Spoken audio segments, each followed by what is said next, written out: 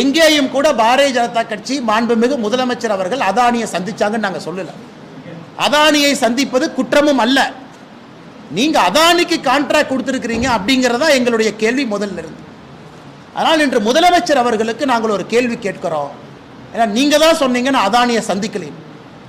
நாங்கள் உங்களுடைய மருமகனும் அதானி அவர்களும் சந்திச்சாங்க அப்படிங்கிற குற்றச்சாட்டு வைக்கிறோம்.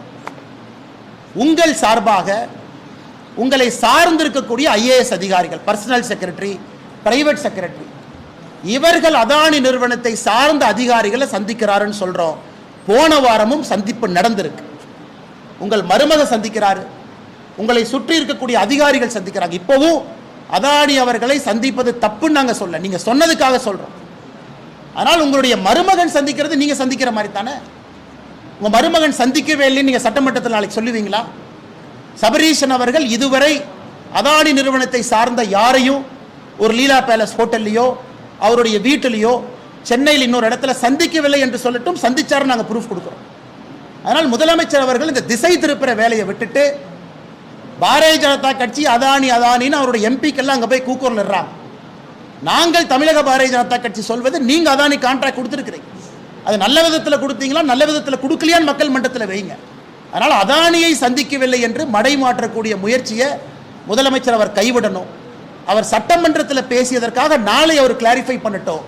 அவர் சார்பாக மருமகனோ அவரை சார்ந்திருக்கக்கூடிய அதிகாரிகளோ சந்திக்கவில்லை என்று சொல்லட்டும். அடுத்து நாங்கள் பதில் சொல்றோம், எந்த தேதியில் எங்க சந்திச்சாங்க நாங்கள் சொல்லுவோம். மேடம், நீங்க அதானியினுடைய அவங்களுடைய ஆனுவல் ரிப்போர்ட் எடுத்து பார்த்தீங்கன்னா அதுலேருந்து 2 பேரா கோட் பண்ணி நம்முடைய அறிக்கை நம்பர் 2ல் அந்த 2 பேராவை நாங்கள் அட்டாச் பண்ணியிருக்கோம் மேடம். அதாவது தமிழக அரசை பொறுத்தவரை கரெக்ட், இந்திய அரசு ஒரு லெவலுக்கு மேலே எல்லாமே சோலார் எனர்ஜி கார்பரேஷன் மூலமாக கீழே கொண்டு வந்துட்டாங்க. ஏன்னா இந்தியா முழுவதும் ஒரு ஃபிக்ஸட் ரேட்டை நோக்கி போகணும் அப்படின்னு, இந்தியா முழுவதும் இது நேர்மையான விதத்தில் செல்ல வேண்டும் என்பதற்காகத்தான் அது கொண்டு வரப்பட்டது. நாங்கள் வைக்கிற குற்றச்சாட்டு முதல்ல இருந்து நீங்கள் அதானிக்கு ஃபேவர் பண்ணீங்கன்னு வைக்கல. பாரதிய ஜனதா கட்சியும் அதானிக்கும் நீங்கள் முடிச்சு போடுறீங்க. நீங்கள் ஆட்சிக்கு வந்த பிறகு அதிமுக அரசுல போடப்பட்ட அந்த ஒப்பந்தம், நீங்க சொல்ற ஒப்பந்தத்தினுடைய கண்டினியூட்டியில கமுதி பிளான்ட்டுக்கு நீங்க 90 கோடி ரூபாய் 90 கோடி சில்லறை நீங்க கொடுத்துருக்கீங்க. அதை நீங்க கேன்சல் பண்ணிருக்கலாமே. இல்ல நாங்க சோலார் எனர்ஜி கார்பரேஷன் படி தான் நாங்க பணம் கொடுப்போம்னு. ஏற்கனவே போட்ட கான்ட்ராக்ட் கண்டினியூ ஆகுதுன்னா நீங்க அதை கண்டினியூ பண்றீங்கல்ல, அதான் எங்களுடைய குற்றச்சாட்டு. இதே அமைச்சர் அவர்கள் இங்கன்னு சுத்தி வர்றாங்க. நீங்க அதை கொடுத்தனால நீங்கள் பாரதிய ஜனதா கட்சி அதானின் பேசுவதற்கு உங்களுக்கு உரிமை இல்லை என்பதுதான் எங்க முதல் குற்றச்சாட்டு. அதனைக்கு முதலமைச்சர் ஒருபடி மேல போய் அதானி சந்திக்கவே இல்லைங்கிறாங்க. அதானியை சந்திப்பது தப்பு நாங்க எப்பவுமே சொல்லிங்க. ஏன் தமிழகத்தில் அம்பானி அவர்கள் திருமண அழைப்புதல் கொடுத்த பொழுது முதல் ஆளாக இங்கிருந்து ஓடி போனது யாரு? துணை முதலமைச்சர் போனாங்க. அம்பானி அவர்கள் துணை முதலமைச்சருக்கு மட்டும் இன்விடேஷன் கொடுக்கலீங்க, எனக்கு இன்விடேஷன் கொடுத்தாங்க. பாரதிய ஜனதா கட்சி மாநில தலைவருக்கும் வீட்டுக்கு வந்து அம்பானி நிறுவனத்தினுடைய உயரதிகாரிகள் இன்விடேஷன் கொடுத்துட்டு தான் போனாங்க. எதற்கு நான் பப்ளிக்ல சொல்றேன் அப்படின்னாங்க, ஓடி போய் நான் இருக்கேன். அதனால நீங்க அதானி அம்பானி பாரதிய ஜனதா கட்சின்னு எதற்கு சொல்ல வேண்டும்?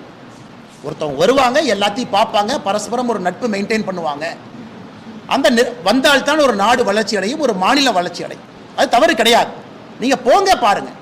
நாங்கள் சொல்வது பாராளுமன்றத்தில் எதற்காக நீங்க டி-ஷர்ட்டை போட்டுட்டு அதானி பிஜேபி ஏகே, அதானி மோடி ஏகேன்னு எதற்கு கனிமொழி அவர்கள் அங்கே ஆர்ப்பாட்டம் நடத்தணும்? நீங்க தமிழகத்தில் எல்லா கான்ட்ராக்டையும் கேன்சல் பண்ணிருங்க, பண்ணிட்டு நீங்க பேசுங்க. உங்க குற்றச்சாட்டுக்கு நாங்க பதில் சொல்றோம். நாங்கள் முதலிருந்து சொல்வது உங்களுடைய இரட்டை வேடத்தை தான் முதலிருந்து சொல்லுகின்றோமோ தவிர வேற எதையும் நாங்கள் சொல்லவில்லை.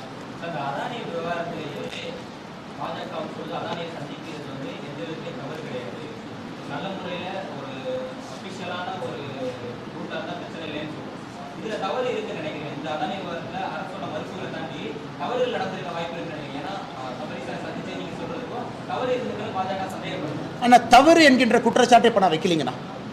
ஏன்னா நம்முடைய அறிக்கை மிக தெளிவாக இருக்கிறது. பாராளுமன்றத்தில் திமுக எம்பிக்கள் அங்கே பங்கேற்று அதானி மோடிஜி ஏகேன்னு நீங்கள் சொல்கிறீங்க. எந்த ஆதாரத்தில் சொல்கிறீங்கிறது முதல் கேள்வி. இரண்டாவது கேள்வி, அப்போ எங்களுக்கும் அதானி நிறுவனத்திற்கும் தமிழக அரசுக்கும் தொடர்பு இல்லையா அப்படிங்கிறத மக்கள்கிட்ட தெளிவுபடுத்தணும். நாளைக்கு அதானி வந்து தமிழகத்துக்கு நான் 1 லட்சம் கோடி இன்வெஸ்ட் பண்ணுறேன்னா யாராக இருந்தாலும் சிவப்பு கம்பளத்தை போட்டு வரவேற்கலாம். காரணம், தொழில் வருது, வேலை வாய்ப்பு வருது, மக்களுக்கு வேலை கிடைக்குது.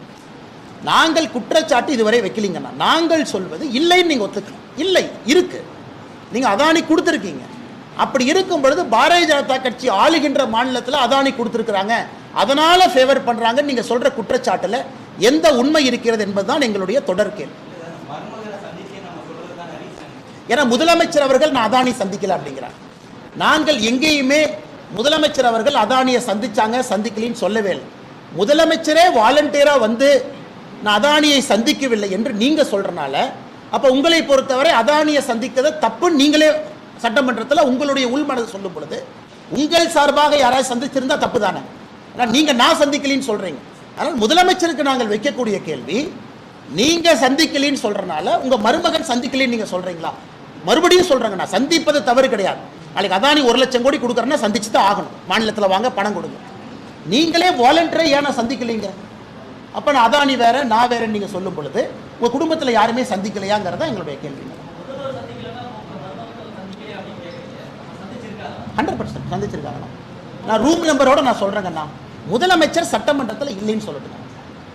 முதலமைச்சருடைய அவரை சுற்றி இருக்கக்கூடிய ஐஏஎஸ் அதிகாரிகள், பிரைவேட் செக்ரட்டரி, பர்சனல் செக்ரட்டரி, அவங்க அதானியினுடைய அதிகாரிகள் ரெகுலராக சந்திக்கிறாங்க. ஏன்னா அவங்க முதலமைச்சருக்காக பேசுறாங்க. சந்திப்பு நடக்குது, இந்த வாரமும் நடக்குது. என்னங்கண்ணா? அதான் நான் சொல்றேங்கண்ணா, சட்டமன்றத்தில் இது சொல்வதற்கான காரணம் என்னன்னு கேட்கிறேன். நான் அதானி சந்திக்கவே இல்லை. அப்ப அதானியை சந்திப்பது ஒரு குற்றம், அதனால நான் சந்திக்கல நீங்க சொன்னா மருமகன் சந்திக்கலையா? அதையே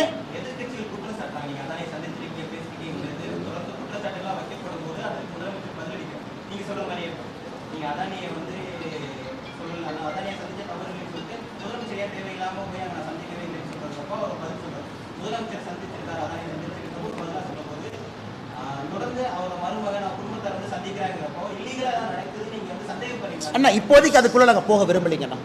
அதுக்குள்ள நாங்கள் போகல. முதலமைச்சரையா வாலண்டியரா வந்து நான் சந்திக்கலைன்னா அமெரிக்காவில் ஒரு கோர்ட்டில் அங்க இருக்கக்கூடிய அரசு நிறுவனம் ஒரு சார்ஜ் ஃபைல் பண்ணியிருக்காங்க. குறிப்பாக தமிழகம் அதில் குறிப்பிட்டிருக்காங்க. அதில் தமிழகத்தினுடைய மின்சார கொள்முதலை குறிப்பிட்டிருக்கிறாங்க. இங்கே நடந்திருக்குன்னு சொல்றாங்க. பாரதிய ஜனதா கட்சியினுடைய தொடர் குற்றச்சாட்டு, உங்களுக்கு அது ஜூரிஸ்டிக்ஷன் இல்லைங்கிறது நம்ம குற்றச்சாட்டு. அமெரிக்காவிலேருந்து நீயே எங்களுக்கு சொல்கிறேன், அது உங்கள் ஜூரிஸ்டிக்ஷனே கிடையாது. எங்கள் நாட்டில் பிரச்சனை இருந்தால் நாங்கள் அதை பார்த்துக்கிறோம். யார் வேணாலும் ஒரு மெட்ராஸ் ஹைகோர்ட்டில் கம்ப்ளைண்ட் கொடுக்கட்டும், தமிழ்நாட்டில் டிவிஎஸ்சியில் போய் கம்ப்ளைண்ட் கொடுக்கட்டும், நாங்கள் விசாரிக்கிறோம். அதுதான் நம்மளுடைய அந்த குற்றச்சாட்டு.